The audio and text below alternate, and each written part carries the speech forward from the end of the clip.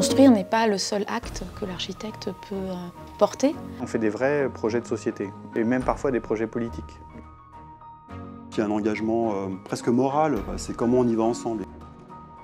C'est de faire sentir à chacun qu'il a un rôle à jouer. Pour qu'ensemble, on puisse définir un projet viable et enviable.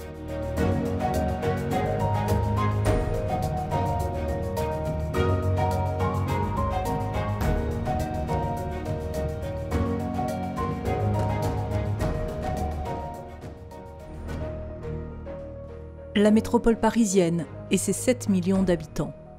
Un territoire soumis aux bouleversements qui agitent notre époque. Crise du logement, crise sociale, crise environnementale, crise sanitaire. Comment construire notre avenir commun dans cet univers instable et changeant? En Île-de-France, des acteurs de la construction formés en architecture s'engagent pour demain et nous allons partir à leur rencontre. Architectes, urbanistes, élus locaux, ils sont nombreux à explorer d'autres façons de bâtir, d'autres façons d'agir aussi. Pourquoi cet engagement? Quels en sont les enjeux à l'échelle du territoire de l'Île-de-France? Quel rôle pour l'architecte et l'architecture dans ce monde aux repères bouleversés?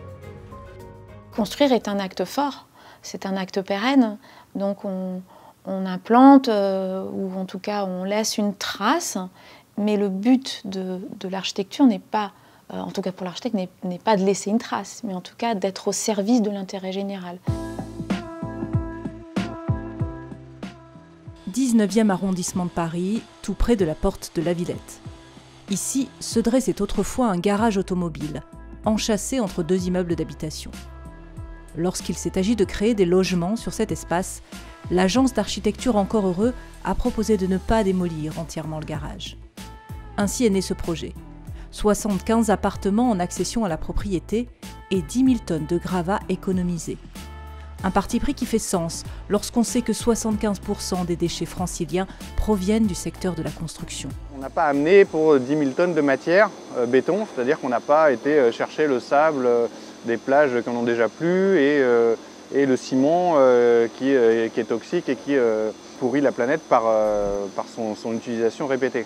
Il y a des opérations qui effacent tout et reconstruisent du neuf, et il y en a d'autres qui nous paraissent plus intéressantes, qui cherchent à ne pas effacer ce que l'humanité, la vie a construit au fur et à mesure et cherchent par contre à les réutiliser. Et en réutilisant des bâtiments existants, on se rend compte qu'on fabrique des typologies d'architecture et de bâtiments qui sont différentes, un peu atypiques, qui, nous, on pense, est une raison d'attachement à son lieu d'habitation qui est perdu souvent dans le neuf. Ici, on est par exemple à un endroit où on n'aurait jamais conçu des terrasses aussi grandes, mais il se trouve qu'on est sur un bâtiment existant et que du coup les terrasses sont données par le volume et le bâti existant, on ne les a pas construites.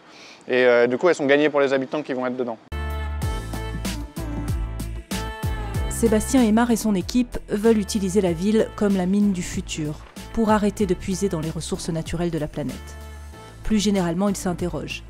Le rôle de l'architecte est-il simplement de construire des bâtiments ou plus largement de donner du sens à ce qu'en feront ses futurs usagers?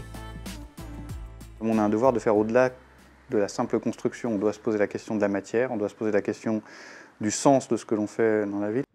Donc nous, on a compris qu'un de nos engagements, c'était tenter de dénouer chacun des obstacles ou des habitudes, des mauvaises habitudes, des bonnes habitudes, et comprendre à chaque fois où sont les nœuds et d'aller les dénouer à chaque fois sur tout le long de la chaîne entre la décision, la volonté et la réalisation concrète des choses.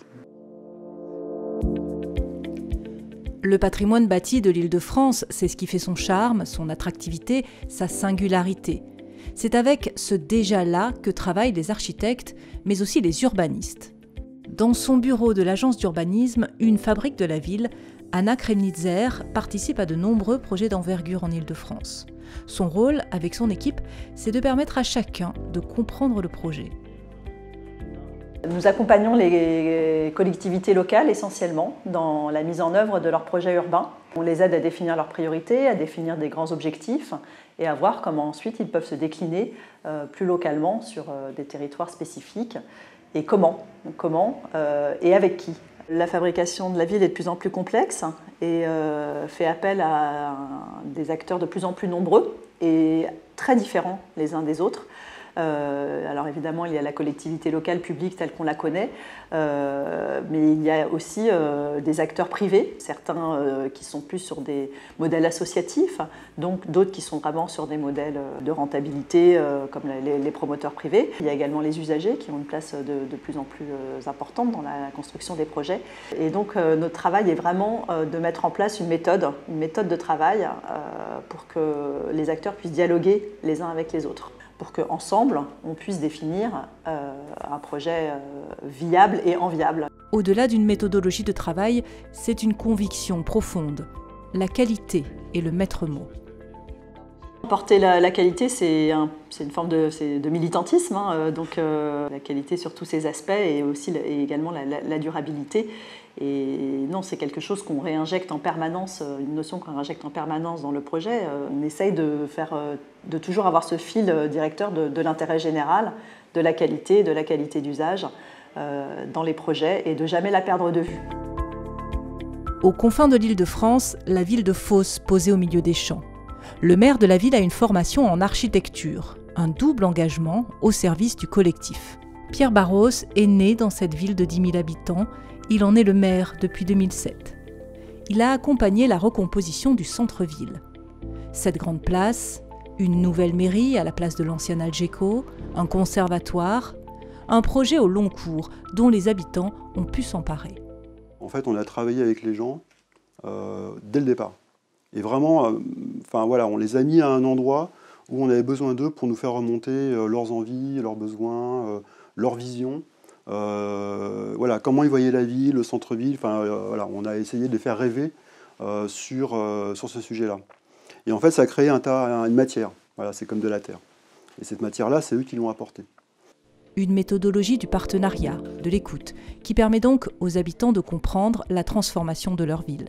Moi, j'ai rencontré des gens il n'y a pas très longtemps qui m'ont dit, mais bon, au début, on ne comprenait pas bien ce qui se passait, on ne voyait pas trop où est-ce que vous voulez en venir et tout. Alors qu'en fait, on a énormément communiqué, il y a eu des images, il y a plein de choses. Mais en fait, le projet a duré tellement longtemps qu'on oublie vite. Puis il y avoir une espèce de lassitude liée au chantier, le fait dans les gravats, la poussière, le bruit, tout ça. Et en fait, les gens me disaient, mais une fois que c'était fait, on a compris, en fait, on a trouvé ça super. À la fois, tu as changé l'image de la ville sur le centre-ville, mais en même temps, tu ne l'as pas défiguré, tu n'as pas fait autre chose. C'est la révélation d'un engagement, voilà.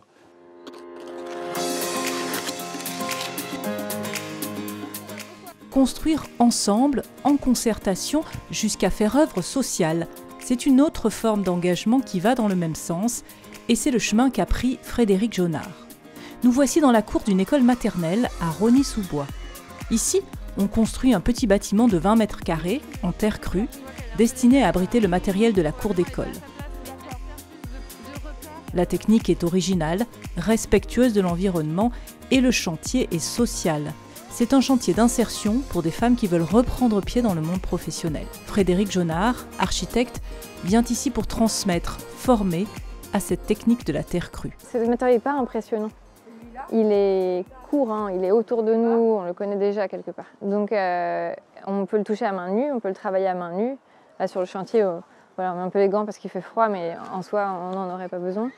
Et c'est une approche très intuitive de la question de bâtir. Toute cette adaptabilité, j'aime beaucoup. Et c'est un côté aussi réversible, puisqu'en fait, ce bâtiment, si un jour il ne trouvait plus sa place ici dans cette cour d'école, son démantèlement, ce serait juste de refondre. En fait, cette terre, elle pourrait être rejetée dans le milieu naturel et ne constituer aucun déchet, aucune pollution, aucune altération du milieu. Même la terre cuite, elle a subi une transformation, mais la terre cuite concassée dans le sol n'est pas une pollution. Un projet qui est à l'image de son parcours et de sa vision engagée. En formant les autres, elle peut aider à mieux organiser cette filière respectueuse de l'environnement. Et en participant à la réinsertion de ces femmes, c'est aussi sur le plan social qu'elle s'engage. Moi, je me situe à un endroit où j'ai avancé dans ma pratique, autant en maîtrise d'œuvre qu'en artisanat. Et en fait, j'ai le désir de transmettre pour qu'il y ait plus d'entreprises qui se fortifient sur le territoire. Et que du coup, on puisse répondre à des marchés vraiment bien pensés, où ce matériau il s'inscrit comme une évidence. pour toutes les qualités qu'il apporte. Je trouve qu'on a un défi aujourd'hui d'appropriation, de réappropriation de toutes les techniques. Du coup, on a ouvert aussi l'atelier, le chantier aux bénévoles. Donc il y a des gens qui viennent apprendre volontairement. On doit essaimer l'idée de capacité collective. On doit insuffler ça en fait, parce que c'est plus comme ça que ça va être entretenu. Les choses vont être entretenues et comprises à niveau global, quoi. Entre l'architecte et les autres, c'est donc aussi une question de compréhension mutuelle. Et si cela commençait dès le plus jeune âge? C'est le rôle des maisons de l'architecture et de leur réseau national, présidé par Anne-Sophie Kerr. Architecte, elle a choisi de se consacrer à la transmission, à l'enseignement et à la promotion de l'architecture auprès du grand public. Je me suis rendu compte qu'il était essentiel d'aguerrir pas seulement les étudiants, mais d'aguerrir aussi le public. D'autres actions permettent aussi d'éveiller le regard, réexpliquer que l'architecture, elle est partout. Notre cadre de vie est architecture, et l'architecture n'est pas seulement l'addition de bâtiments. L'architecture, c'est aussi le vide, c'est l'espace public, en tout cas, et architecture, tout espace que l'on arpente. Donc c'est d'abord révéler ou réveiller la conscience des lieux dans lesquels on vit tous les jours. L'architecture fait partie de notre mémoire, de la mémoire civilisationnelle. L'architecture, c'est aussi une manière de penser la ville, de penser la chorégraphie de nos vies. Donc il y a un dialogue, une dialectique qui doit être mise en place et doit être remise en place. Je pense que l'architecte doit reprendre une place aussi dans les réflexions politiques, en amont de la construction de la ville, et pas seulement de la ville, de notre paysage territorial. Moi, je considère plutôt l'architecture comme un acte social. Donc s'engager, quel que soit le domaine, c'est être un passeur de savoir, mais surtout un passeur d'émotions, d'empathie. À l'image de ces personnalités engagées, l'Ordre des architectes d'Île-de-France se mobilise face aux défis de demain. Penser une métropole vivable et solidaire, combattre les inégalités dans l'habitat, réparer la ville, développer une architecture de circuit court, soutenir un urbanisme qui réconcilie nature et activité humaine. En bref, continuer à innover dans l'intérêt du bien public.